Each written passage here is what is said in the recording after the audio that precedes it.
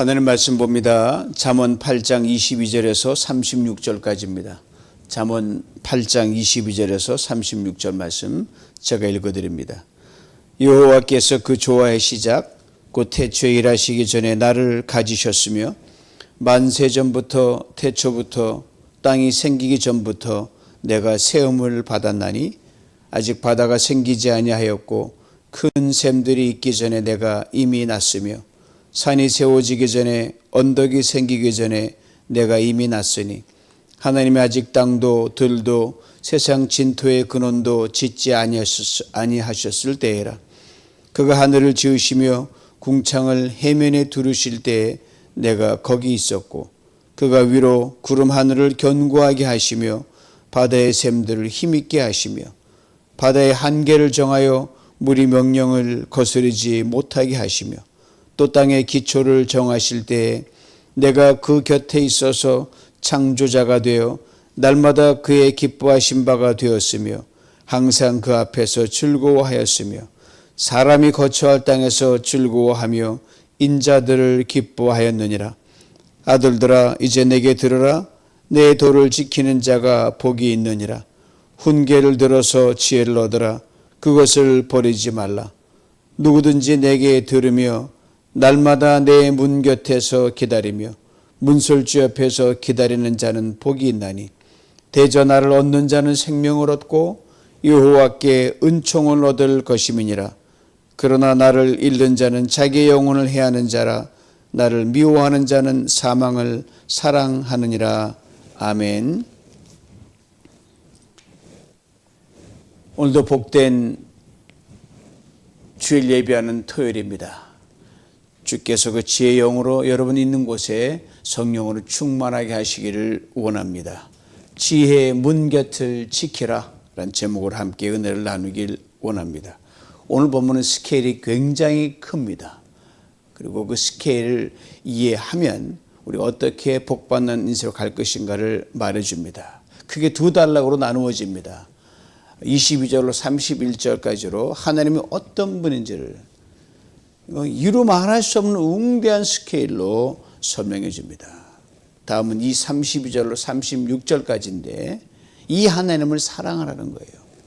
이 하나님의 말씀을 들으라는 거예요. 매일 하나님의 문 앞에 기다리라는 거예요. 거기에 생명이 있고 복이 있다고 말을 합니다. 여러분 아는 만큼 믿을 수 있습니다. 아는 만큼 사랑할 수 있습니다. 아는 만큼 행복하고 복을 누릴 수 있습니다. 세상이 시끄럽고 요란하고 난리가 나는 것은 하나님을 그만큼 알지 못하고 인간의 가고 싶은 대로 가기 때문입니다. 그래서 호세아 선지자를 통해 하나님께서 오래전에 이렇게 분명하게 말씀하셨어요. 호세아 6장 3절입니다. 그러므로 우리가 여호와를 알자. 힘써 여호와를 알자. 하나님은 지혜의 하나님이십니다. 그냥 지혜가 아니라 모든 것을 다 아시는 전지하신 하나님이십니다.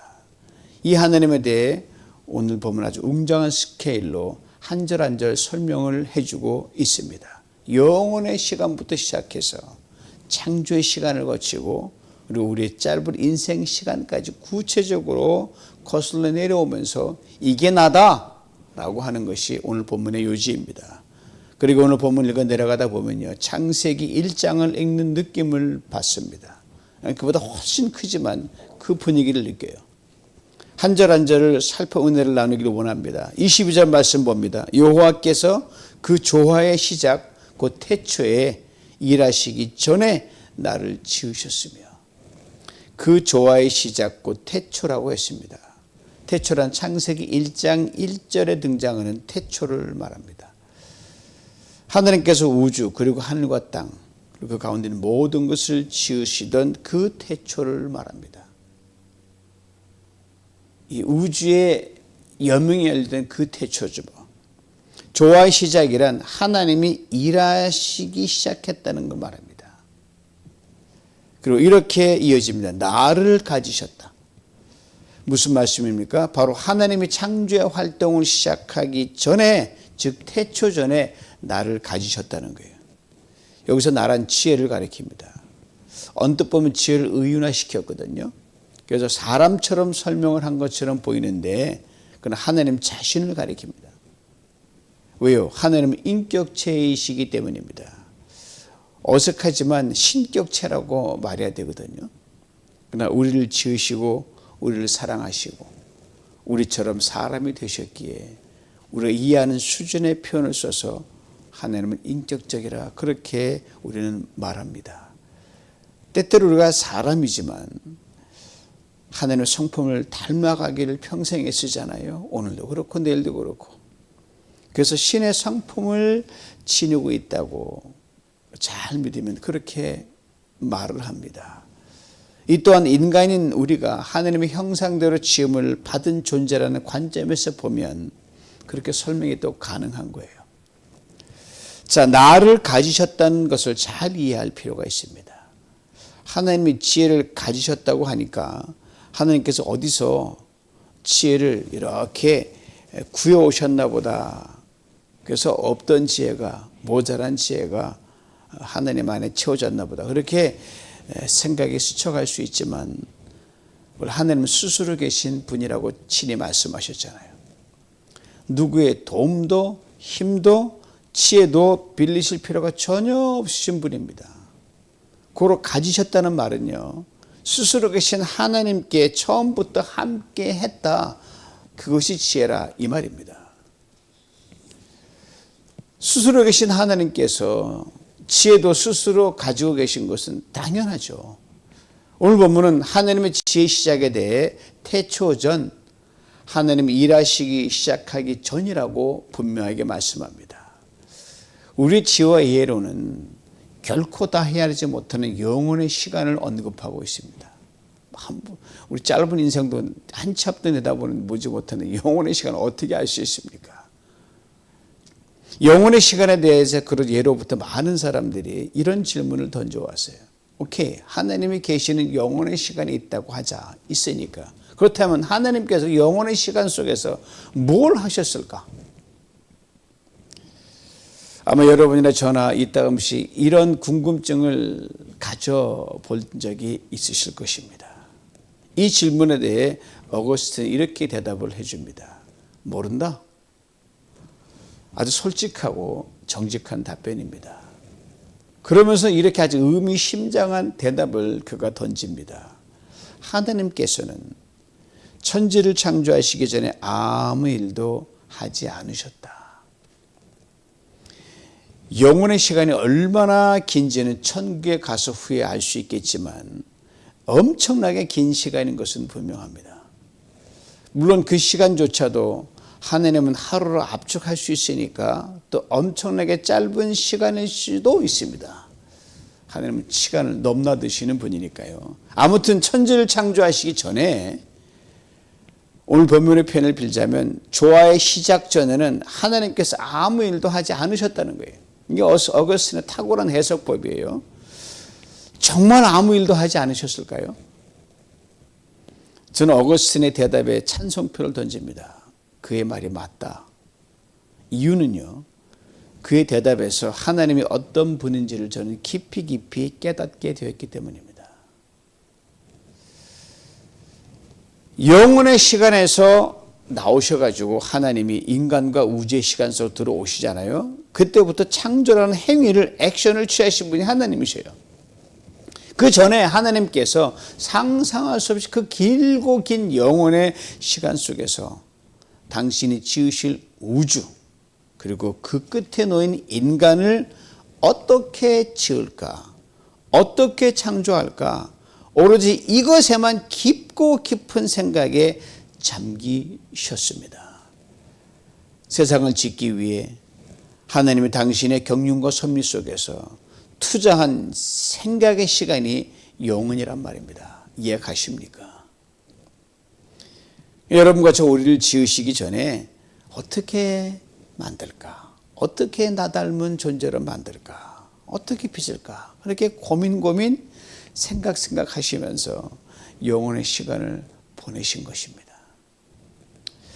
즉, 나 한 사람 때문에 하나님께서 영혼의 시간 속에서 아무것도 하지 않으시면서 나만 생각했다는 말입니다. 여러분 한 사람 때문에 하나님이 영혼의 시간 속에서 아무것도 하지 않으시고 여러분 한 사람만 그렇게 골똘히 생각하셨다는 겁니다. 이 한 가지 사실만으로도 우리는 하나님을 정말 사랑할 수밖에 없고, 아니 사랑해야만 합니다. 그렇지 않겠습니까? 그래서 저는 이따금씩 어거스틴이 대답을 그의 고백는 것을 묵상할 때마다 가끔 들여다봐요. 이렇게 말하곤 합니다. Thank you so much, 어거스틴. 참 놀라운 발견이에요. 이어지는 본문은 지혜에 대해 또 이렇게 말씀합니다. 23절입니다. 만세전부터 태초부터 땅이 생기기 전부터 내가 세움을 받았다.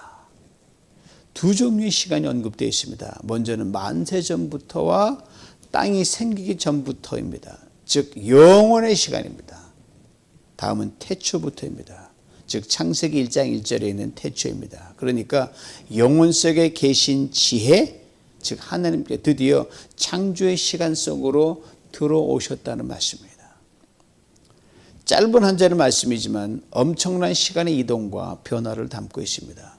영혼의 시간에서 천지창조의 태초의 시간으로의 이동입니다. 내가 세움을 받았다고 했는데 세움 받았다는 말의 원문을 그대로 보면 기름을 부었다는 말입니다. 여러분, 왕을 선택하여 세울 때는요 반드시 기름을 붓습니다. 이 대목이 정말 신비합니다. 왜냐하면 예수 그리스도가 오시기 전 아주 오래전 하나님께서 영원의 시간부터 인간이 하나님께 불순종하여 에덴을 쫓겨날 것까지 아시고 그 아들 예수 그리스도를 보낼 것을 생각하셨기 때문입니다. 이미 기름 부으셨어요. 예수, 우리를 죄에서 구원할 메시아, 만왕의 왕 아닙니까? 영원부터 하나님이 이미 기름을 부으신 거예요.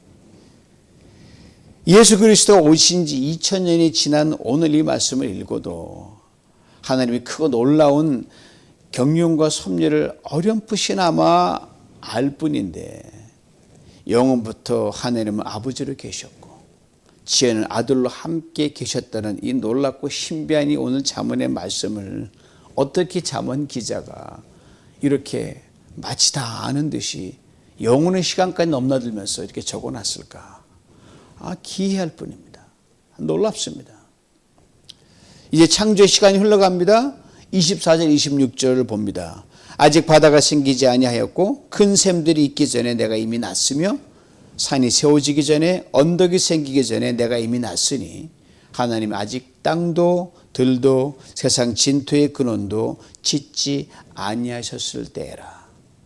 내가 이미 났다는 말이 두 번 거듭거듭 등장을 합니다. 먼저 이미 말씀드린 대로 하나님의 제가 먼저 있었다는 것을 말씀해 줍니다. 다음 이제 창조의 시간이 시작되어 창세기 1장에 언급한 대로 날짜대로 첫날은 뭘 지으시고 둘째 날은 뭘 지으시고 그 시간이 굉장히 깁니다. 단계별로 창조가 진행이 되거든요. 이 창조를 위해 하나님께서 영혼 속에서 아무 일도 하지 않으시고 생각을 거듭하셨습니다. 그거면 짠하고 충분하지 않겠습니까? 그런데 이 하나님께 창조의 시간 속에 들어오셔서 창조 행위를 하실 때마다 다시 또 그렇게 고민하시는데 매 과정마다 매 단계마다 6일간 창조의 시간마다 또 생각하시고 또 생각하셨다는 말입니다. 우리 하나님은 아주 완전하신 분입니다. 즉 바다, 큰 샘, 산, 언덕, 땅, 들, 흙이라는 단어들이 이 흙이란 이 피조 세계가 저절로 지어진 게 아니라는 거예요. 이것들을 지을 때마다 땅을 지을 땐 또 고민하시고 바다를 지을 땐 또 생각하시고 그리고 지으셨다는 겁니다. 이어지는 말씀 또한 같은 맥락입니다. 27절로 30절까지입니다. 그가 하늘을 지으시며 궁창을 해면에 두르실 때 내가 거기 있었고 바다의 한계를 정하여 물이 명령을 거스르지 못하게 하시며 또 땅의 기초를 정하실 때 내가 그 곁에 있어서 창조자가 되어 날마다 그의 기뻐하신 바가 되었으며 항상 그 앞에서 즐거워하였다. 보세요. 하늘, 궁창, 바다, 땅의 기초 등이 또 등장하잖아요. 이것 또한 저절로 된 게 아니라는 거예요. 하늘을 지으실 때도, 궁창을 만드시고 위아래로 나누실 때도, 땅에 기초를 놓으실 때도, 뭐 풀을 지으시고 바다에 짐승을 짓고 육지에 짐을 지을 때도 그 하나하나 차 지으면서 또 한 번 깊이 생각하시라는 말씀이에요. 창세기 1장에는 언급이 안 되지만 이것을 이 잠언 기자가 기이하게 인터프리트한 거예요. 그중에 다 눈에 띄는 대목이 있어요. 바로 바다의 한계를 정하여 물이 명령을 거스르지 못하게 하시며 것입니다. 표현은 다르지만 이 말씀과 같은 의미를 지닌 말씀이 예레미야서에 등장합니다. 예레미야 5장 22절이에요. 들어보세요. 여호와의 말씀이니라. 너희가 나를 두려워하지 아니하느냐? 내 앞에서 떨지 아니하겠느냐? 내가 모래를 두어 바다의 한계를 삼되 그것으로 영원한 한계를 삼고 지나치지 못하게 하였으므로 파도가 거세게 이나 이것을 이기지 못하며 뛰노나 그것을 넘지 못하느니라. 기후변화와 이상기온, 지진과 화산 폭발 같은 특별한 변수를 제외하고는 바닷물이 모래를 결코 넘어오지 못합니다. 바다에 나가 보십시오. 우리 발밑에 탁 왔다가 또 쫙 밀려가잖아요. 와, 놀랍죠? 사실 이 특별한 변수도 곰곰이 생각해 보면 여러분, 인간의 탐욕과 무관하지 않기에 교만한 우리들이 겸손케 하시는 보이지 않는 하나님의 손길이라는 우리는 깨닫게 됩니다. 이렇게 기회가 지었는데 어떻게 교만해 나를 모르냐, 확 덮을 때가 있고, 참 그렇죠? 그러면 여러분, 우리의 문제는 사느냐 죽느냐의 문제처럼 보이지만 사실 그렇지 않습니다. 어차피 인간은 살다가 죽게 돼 있고 하나님 앞에 가는 거니까 사냐 죽느냐는 사실 별반 문제가 아니에요. 살아있는 동안 하나님을 경외하느냐 안 하느냐의 문제고, 또 경외하더라 얼만큼 높이 경외하느냐, 이게 최고의 관건입니다. 먹고 사는 게 우리의 문제고 죽고 사는 우리의 문제라고 하면 얼마나 비참한 인생입니다. 하나님은 그런 시시한 존재를 지으지 않으셨다는 거예요. 오랜 인간의 역사를 통해 볼 때 바다가 모래의 경계를 넘어 자신의 한계를 넘은 경우는 아주 그리 많지 않습니다. 그냥 삼기가 파도라도 딱 모래 앞에서 멈추는 거예요. 그러면 이것만 보더라 수많은 사람들이 살아가고 있는 이 지구촌 하나님은 오늘도 우리가 죄악에 물들고 탐욕에 물들어도 얼마나 깊이 생각하는지를 우리는 분명히 알 수 있습니다. 그렇습니다. 이 모든 것들이 그냥 된 것이 아니라는 말씀입니다. 바로 지혜, 즉 하나님의 지혜가 늘 함께 있었기 때문이고 지금도 있고 영원히 있을 것입니다. 이 지혜에 대해 앞서 언급한 말씀 중에 이렇게 설명하는 대목이 있어요. 내가 이미 났다, 즉 태어났다는 말입니다. 영원부터, 그리고 창조를 시작하신 때부터 하나님께 그 아들 예수 그리스도를 품고 계셨다는 말이에요. 우리를 위해 하나님 자신이 아들을 보내실 것을 영혼 속에서 품고 계셨다는 말씀입니다. 그 먼 훗날 이 땅에 사람의 아들로 태어나신 예수 그리스도 우리 주님이십니다. 하나님이 먼저, 아들이 나중이란 말이 아닙니다. 이것 때문에 교회사 속에 참 설왕설래가 많았어요. 나왔으면 나중이지 뭐 먼저냐, 인간의 이해가 그 정도가 아니에요. 그렇지 않습니다. 스스로 계신 하나님 안에 여러분 이미 아들을 품고 계셨기에 하나님과 아들 예수 그리스도는 처음부터 함께 존재했다는 겁니다. 이게 신기한 거예요. 지혜가 하나님 곁에서 즐거워하고 기뻐했다고 말씀했습니다. 하나님께서 창조 첫날부터 마지막 날까지 이르면서 당신의 만든 세상에 대해 이렇게 말씀하잖아요. 참 보기 좋았더라. 만드신 걸 보고 보기 좋았더라. 그와 같은 맥락이에요. 바로 그때 아들인 예수 그리스도께서도 하나님 품속에서 함께 기뻐했고 함께 좋아했습니다. 그 중에서도 사람을 가장 기뻐하시고 즐거워하셨다고 오늘 보면 31절은 이렇게 분명히 말씀합니다. 사람이 거처할 땅에서 즐거워하며 인자들을 기뻐하였느니라. 이 하나님께서 아담과 하와가 에덴 동산에서 살 때 기뻐하셨습니다. 이 하나님께서 아담과 하와가 에덴 동산에 쫓겨나와 죄와 저주의 가시와 엉겅퀴에 찔려서 죽어 흙으로 돌아가는 인생을 살 때도 기뻐하셨습니다. 때론 때리시고 때론 징계하기도 하셨지만 한 번도 인간을 포기하신 적이 없으셨습니다. 하나님의 낯을 피해 인간이 아무리 멀리 도망가고 숨어도 끝까지 찾아오셨습니다. 죄 중에도 은혜를 베풀어 주셨습니다. 용서를 베풀어 주셨습니다. 그리고 죽음에 이르지 않도록 다시 살 길을 열어주셨습니다. 영혼의 시간 속에서 아버지 하나님 품속에 계셨던 아들 예수 그리스도를 이 땅에 사람의 아들로 보내어 생명의 길을 열어준 것이 바로 그것입니다.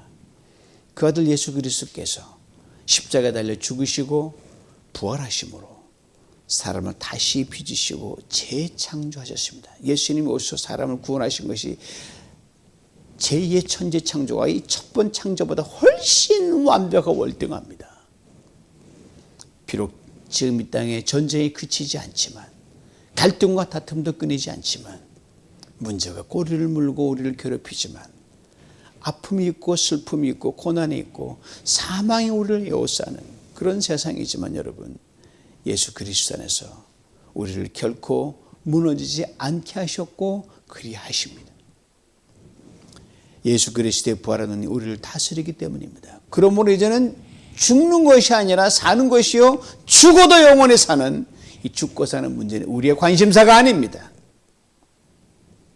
하나님을 경외함이 우리의 관심사입니다. 예수 그리스도의 말씀을 우리를 견고하게 붙들기 때문입니다. 그러게 31절 말씀은 어제도 오늘도 내일도 아닌 영원한 현재 진행의 말씀입니다. 그러기에 말씀을 예수 그리스도 안에서 오늘 우리에게 들려주시는 생생한 현재 말씀으로 우리는 다시 이렇게 읽을 수 있어야 합니다. 사람이 거처한 땅에서 즐거워하며 우리들을 기뻐하신다. 그렇습니다. 하나님은 우리를 어제도 즐거워하고 기뻐하셨습니다. 오늘은 더 즐거워하고 기뻐하십니다. 내일은 더 즐거워하고 기뻐하실 것입니다. 우리를 향한 하나님의 즐거움과 기쁨은 영원합니다. 이를 위해 하나님께서 영원전부터 이렇게 엄청난 스케일로 우리를 생각하셨습니다. 그리고 행동으로 옮기셨습니다. 오늘도 내일도 영원히 그리하실 줄 믿습니다. 이를 위해 그 아들 예수 그리스도 우리 주님도 영원전부터 이렇게 하나님과 함께 하시면서 아주 디테일하게 피조세계 그리고 무엇보다 우리 인생의 모든 일에 간섭하셨습니다. 그리고 행동에 옮기셨습니다. 오늘도 내일도 영원히 그리하실 줄 믿습니다. 영원전부터 지혜의 말씀인 아들 예수 그리스도가 우리를 죄와 사망에서 건지시기 위해 이 땅에 태어나신 것에 대해 성경이 이렇게 분명하게 말씀하고 우리를 디테일에 사랑하시려면 아주 구체적으로 행동에 옮기셔야 되잖아요. 그걸 요한은 탁월한 필치로 이렇게 기록을 했어요. 요한복음 1장 1절의 말씀이며 들어보세요. 태초에 말씀이 계시니라. 그 말씀이 하나님과 함께 계셨으니 이 말씀은 곧 하나님이시라. 그가 태초에 하나님과 함께 계셨고 만물이 그로 말미암아 지은 바 되었으니 지은 것이 하나도 그가 없이는 된 것이 없느니라. 말씀이 육신이 되어 우리 가운데 거하심에 우리가 그의 영광을 보니 아버지의 독생자의 영광이요 은혜와 진리가 충만하더라. 우리가 다 그의 충만한 데서 받으니 은혜 위에 은혜라. 세상의 요지경의 여러분, 하나님의 은혜는 더 넘칩니다. 전쟁이 나오고 갈등이 나오고 사람이 죽고 살고 이게 막 난리가 나지만 하나님은 여전히 강하게 역사하십니다. 그렇지만 우리는 하나님의 엄청난 은혜를 입었습니다. 하나님의 형상들의 지음을 받았기 때문입니다. 이를 위해 하나님께서 우리 한 사람 한 사람을 품고 생각하느라 영원의 시간을 보내셨습니다. 또 하나님부터 또 엄청난 은혜를 또 받았어요. 왜? 죄 중에 죽을 우리를 위해 하나님께서 대신 죽으셨기 때문입니다. 그러게 여러분과 저 우리 한 사람 한 사람이 여러분 어떤 존재인지 아세요? 하나님의 전부입니다. 하나님의 전부입니다. 우리를 당신의 전부로 그렇게 생각하시고 그렇게 사랑하신 하나님께 우리가 어떻게 살아갈 것인지를 오늘 보면 이렇게 분명하게 말씀합니다. 들으라, 들으라, 들으라 3번 거듭 말씀하십니다. 우리는 하나님의 지혜 말씀을 쉼없이 듣기를 평생 힘써야 합니다. 뉴스에만 하루 종일 채널을 맞춰놓지 마시고요. 드라마나 어떤 그 좋은 거나 중요하지만 가장 많은 시간을 하나님의 말씀에 듣기를 여기에 채널을 맞춰놓으라는 말씀입니다. 이것이 하나님과 그 아들 예수 그리스도를 사랑하는 첩경입니다. 이를 오늘 본문에 이렇게 구체적으로 말씀합니다. 날마다 내 문 곁에서 기다리며 문설주 앞에서 기다리라. 아주 그래픽한 비유입니다. 이 말씀 한 젊은 남자가 사랑하는 연인이 있어요. 얼마나 깨가 쏟아지고 보고 싶겠습니까? 너무 보고 싶으니까 연인의 문 앞에 서 그녀가 나오기를 학수고대하며 언제 나올까 나오지 않으면 음성이 들려주면 좋겠는데 그렇게 기다리듯이 하나님을 갈망하라는 말이 이 말입니다. 사실 하나님과 애인 같은 선상에 놓을 수 없어서 수준 차이가 나. 그렇지만 적어도 이 정도로 하나님을 갈망하고 사모하고 귀를 기울여 하는 말입니다. 목이 빠지도록 하나님의 지혜 문가에서 그의 귀를 기울여 본 적이 얼마나 되십니까? 그러기에 우리가 지금 하나님의 말씀을 암송하는 것도 이에 해당한다고 볼 수 있습니다. 그럴 때 우리 하나님 그렇게 학수고되어 하나님 안만아 주실 하나님 문가에 서 있습니다. 귀를 기울이고 모든 것들 하나님만 바라봅니다. 그렇게 사모하는 마음으로 있을 때 하나님이 어찌 가만히 계시겠습니까? 35절 말씀을 봅니다. 대저 나를 얻는 자는 생명을 얻고 여호와께 은총을 얻을 것임이니라. 그렇습니다. 여러분과 제가 하나님의 계신 말씀의 집 문 곁에서 날마다 기다리면서 온 마음과 정성과 시간을 집중해서 그 지혜 말씀에 귀를 기울일 때 그 시간, 그 장소에서 하나님은 생명으로 역사하십니다. 은총을 부어주십니다. 그리고 우리를 당신의 전부로 사랑해 주십니다. 만나 주십니다. 하나님 우리의 전부가 되어 주십니다. 여기 우리의 모든 필요를 덤으로 채우시는 복도 누리게 만드십니다. 이 하나님께서 하늘을 지탱하는 그 힘으로 땅의 모든 샘물을 막기도 하고 열기도 하는 그 능력으로 아무것도 아닌 모래로 거대한 바닷물에 경계가 되게 하시는 그 능력으로 하늘의 구름과 바람을 모으고 흩으시는 그 능력으로 홍해를 마른 땅처럼 걸어가신 그 능력으로 나사를 무덤에서 나오게 하신 그 능력으로 갈릴리 바다의 풍랑을 잠재게 하신 그 능력으로 무엇보다 아들을 십자가 내어 죽기까지 우리를 사랑하신 그 능력으로 우리에게 생명으로만 은총으로만 역사하실 줄 믿습니다. 우리 또한 이 하나님을 우리의 전부로 사랑하고 그렇게 찾고 그의 귀를 기울이는 지혜롭고 복된 성도님들이 다 되시길 주님의 이름으로 축원합니다. 하나님 아버지 감사합니다. 오 하나님 영혼의 경륜 속에서 아무것도 하지 않으시고 나 한 사람 우리 한 사람을 생각하시 하나님 그 깊은 생각과 그 하나님의 사랑에 감사합니다. 창조의 행동을 하면서도 매번마다 아버지 하나님 우리를 그때 창조를 하시면 생각하시 하나님 그리고 그 끝에서 하나님 당신 닮은 사람을 지으신 하나님 감사합니다. 그 하나님 앞에 우리 기울인 것 당연에 불구하고 하나님 우리의 귀와 우리의 모든 눈과 모든 감정과 생각은 하나님을 참 왔다 갔다 하며 집중하지 못할 때가 많이 있었사오니 용서하여 주시옵소서. 삶을 정돈합니다. 세상이 요지경나고 전쟁이 나고 포탄이 터지고 아버지 하나님 많은 슬픔이 있지만 하나님 여전히 오늘의 역사는 하나님 앞에 집중합니다. 하나님 지혜 문 곁을 지킵니다. 우리를 도와주시고 우리를 축복하시고 우리를 전부로 삼은 하나님 앞에 우리도 하나님 전부를 생각하는 가운데 그 복을 받아 누리게 하여 주시옵소서. 예수님의 이름으로 기도하옵나이다. 아멘.